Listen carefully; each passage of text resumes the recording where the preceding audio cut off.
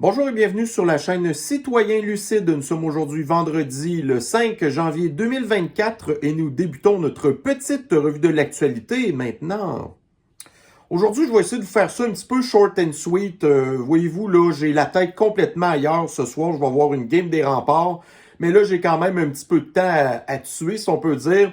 Alors, je vais en profiter pour vous mettre un petit peu à jour de ce qui se passe là, dans l'actualité. Alors, j'ai vu passer ici un article là, du l'Automobile Magazine. Le prix du lithium s'est littéralement écroulé en 2023 et ce n'est pas forcément une bonne nouvelle. Donc là, on nous explique en fait que le prix du lithium a baissé parce que la demande pour les véhicules de char à batterie s'est écroulée, s'est effondrée. Puis là, ben là, ça, ce sera pas très bon pour la fameuse révolution verte. Nous obliger d'avoir des chars à batterie qui sont moins fiables que les chars à gaz, qu'on va être capable de pouvoir turner off à distance, ainsi de suite. Puis là, ben, ils disent aussi que l'effondrement du lithium, ça fait que les compagnies vont être moins intéressées d'aller investir là-dedans parce qu'ils savent qu'ils font moins d'argent. Donc, juste à mon petit niveau insignifiant, moi, j'ai eu pendant une couple d'années, j'avais pris un peu d'action d'une compagnie qui était dans le lithium, puis j'ai perdu la moitié de mon investissement, là. Fait que non, le lithium, c'est pas du tout un placement. Puis le lithium, ben c'est ça. Si les gens veulent pas en acheter, c'est l'offre, tu sais, puis la demande. Mais là, il n'y a pas de demande. Fait que l'offre s'effondre. Fait que c'est comme si, admettons, on se ramasse en récession, ben le prix du pétrole va baisser parce qu'il va y avoir moins de demande. Puis ça, ben pour nous, ça va être une bonne nouvelle, mais ce ne sera pas une bonne nouvelle pour l'économie. Puis il y a des gens qui vont manger le bas. Mais là, nous, on a mis plein d'argent dans l'industrie des chars à batterie. Fait qu'on va tout perdre notre investissement. Tu sais, moi, le petit placeux d'argent, j'ai perdu de l'argent.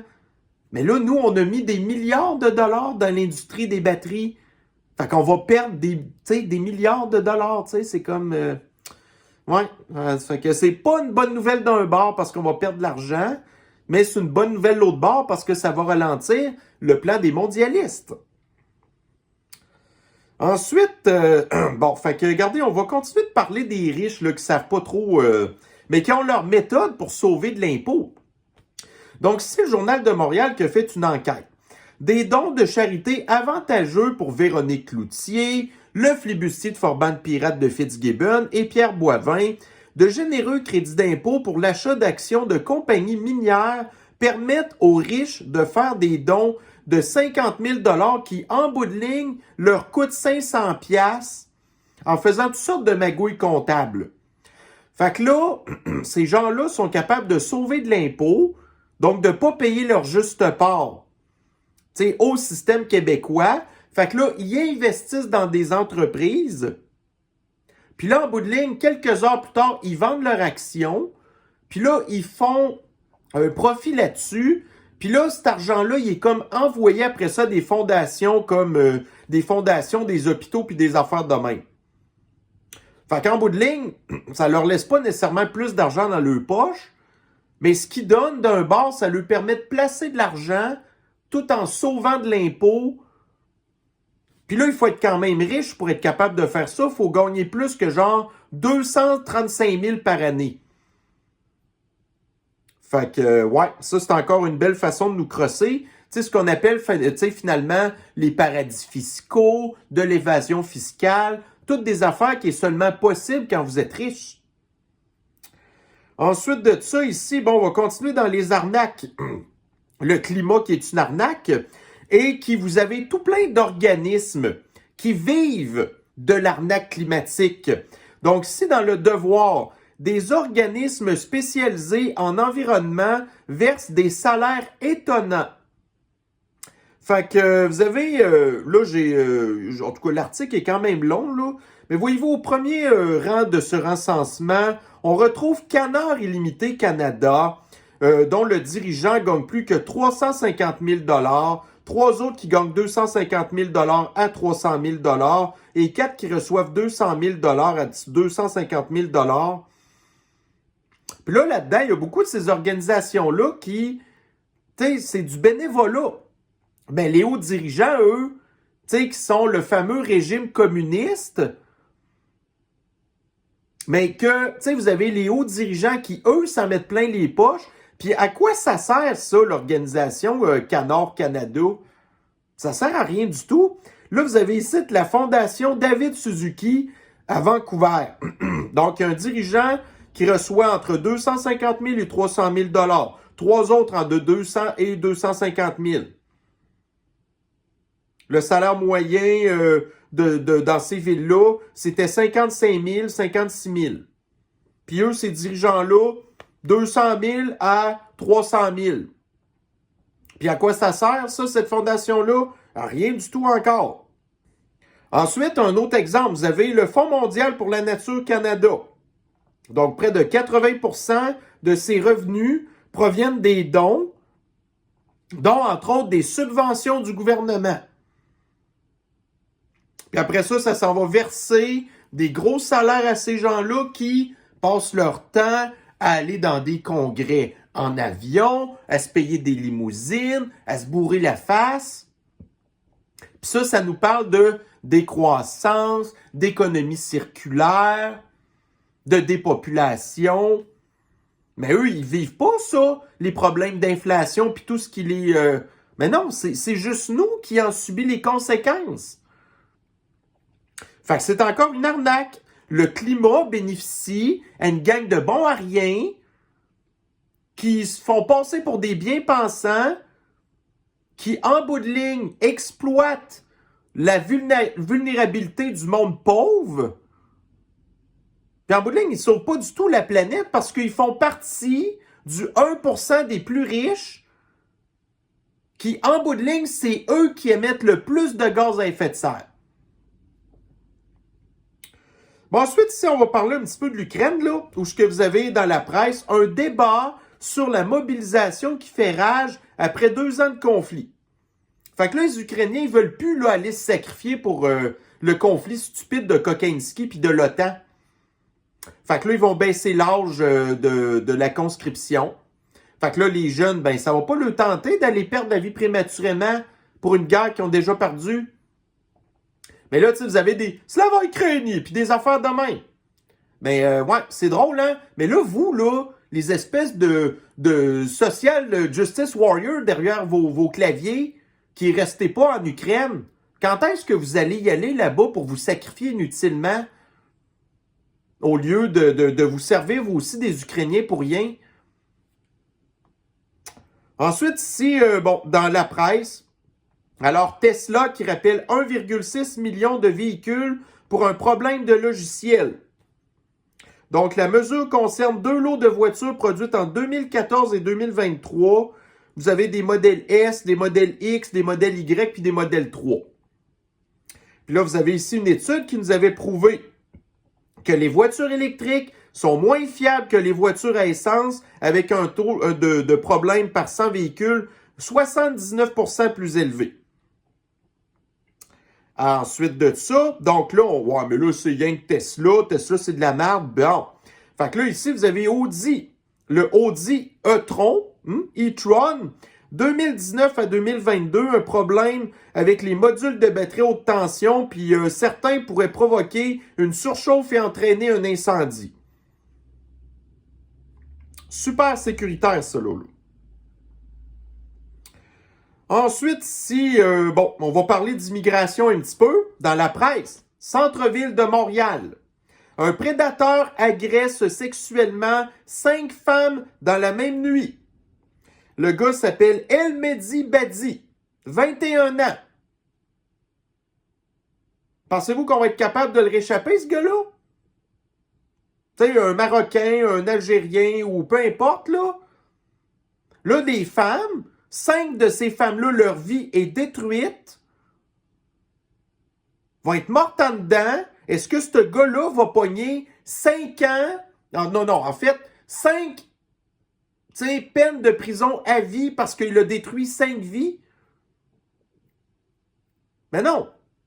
Mais ça, c'est un ami à Justine. Puis ils veulent en inviter plus de ces gens-là. Tu sais, je n'avais parlé à un moment donné, là, l'espèce de frisou... en tout cas, de ministre de l'immigration qui veut faire entrer 1000 immigrants de la Palestine site. Des gens qui ont exactement la même culture que El Madi Badi, là.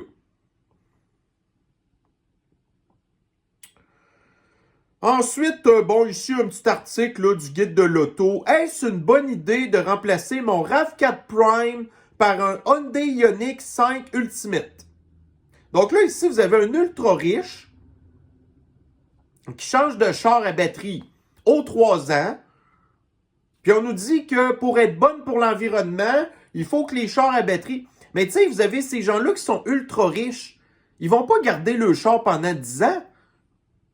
Eux aussi, tu sais, ils ont le triple de la surconsommation, puis là, ils sont intrigués par le nouveau Ioniq 5. Fait que le gars, qui a déjà probablement un des véhicules les plus fiables de sa catégorie avec la meilleure valeur de revente, ben lui, ça lui tente de changer juste pour changer.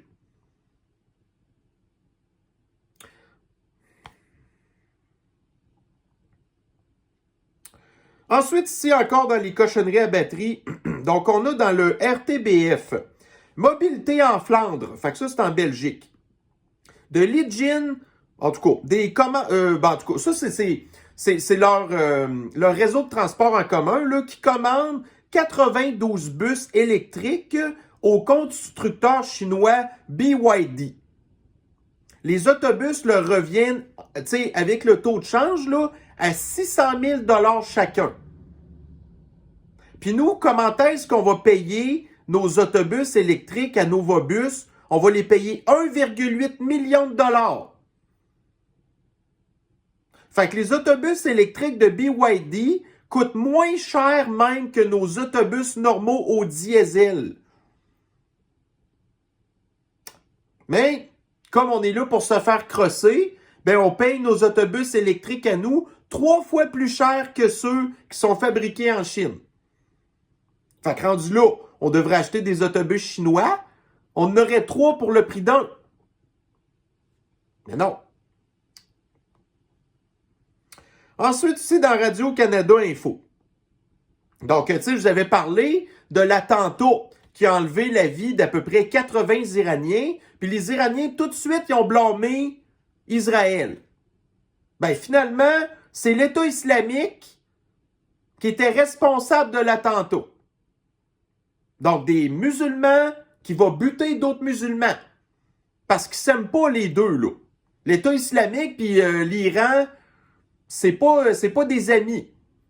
Mais tout de suite, l'Iran, voyez-vous, était prêt à déclencher la Troisième Guerre mondiale au lieu d'aller jouer dans ses vidanges, puis que finalement, c'était l'État islamique. Le frère arabe.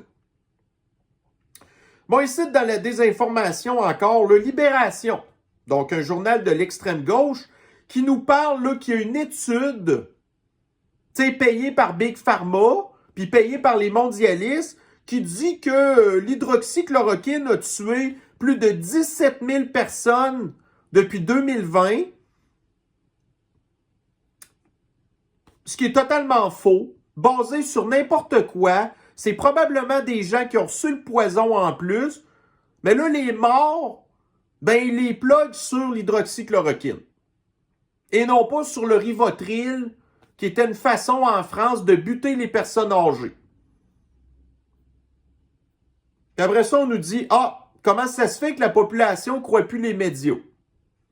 Ben, vous en avez un excellent... Regardez, on est rendu 4 ans plus tard, puis ils continuent à s'acharner à faire de la désinformation sur l'hydroxychloroquine. Ensuite, ici, un petit sondage du Radio Genoa qui nous demande « Qu'est-ce qui vous inquiète le plus pour le futur de vos enfants? Est-ce que c'est les changements climatiques ou est-ce que c'est l'immigration islamique? » Ben, 96% des gens ont répondu que ce qui les inquiétait, c'était l'immigration islamique. Puis là, on nous revient ici avec, dans le Edmonton Journal, plus de 1000 Gazaouites. Donc ça, c'est de l'immigration islamique qui va être acceptée au Canada. Des gens ultra antisémites. Fait que là, on nous parle de la montée de l'antisémitisme au Canada qui est un problème, mais on blâme des gens comme moi au lieu d'aller blâmez plutôt les gens qu'on s'en va chercher, là, puis qu'on ramène ici. Toutes les dizaines de manifestations pro-Hamas qu'il y a eu au Canada, qui étaient remplies de des gens de main. Fait que oui, ce qui nous inquiète, c'est pas les changements climatiques, mais c'est d'emmener le chaos chez nous. Et là, vous avez entendu parler aussi de l'histoire de la liste de Jeffrey, l'ami des démocrates et des mondialistes, qui est sorti. Puis là, il y a quelqu'un qui nous ramène ici le fameux discours que vous aviez, Ricky Gervais, qui avait fait au Global Awards, une affaire de même, là. Ouais, qui était de toute beauté. Puis vous aviez tous les gens d'Hollywood qui riaient assez jaunes, là, de voir comment est-ce que... Oh, voyez-vous, vous, Jeffrey, c'était un de vos bons amis, puis fermez vos gueules, puis tout, là. Fait que c'est du bonbon, cette affaire-là. Puis on va en faire un petit dernier, parce que comme je vous dis, tu sais, je voulais pas nécessairement faire une grosse revue de l'actualité aujourd'hui, là. Donc, dans Radio-Canada, ici Québec, le premier bateau de l'année à Québec est un pétrolier grec.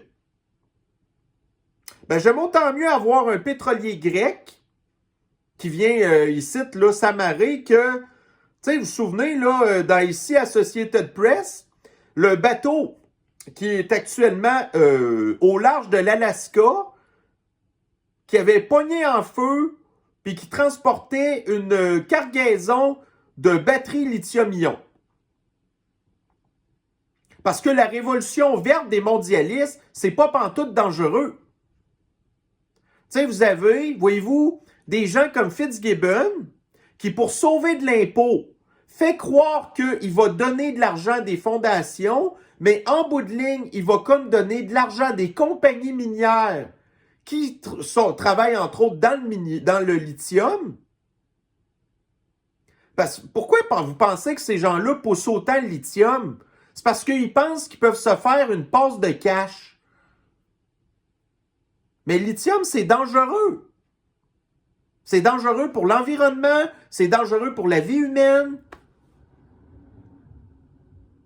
Fait qu'après ça, surprenez-vous pas pourquoi que ça... Tu sais, là, le cours du lithium s'est effondré, pis tout.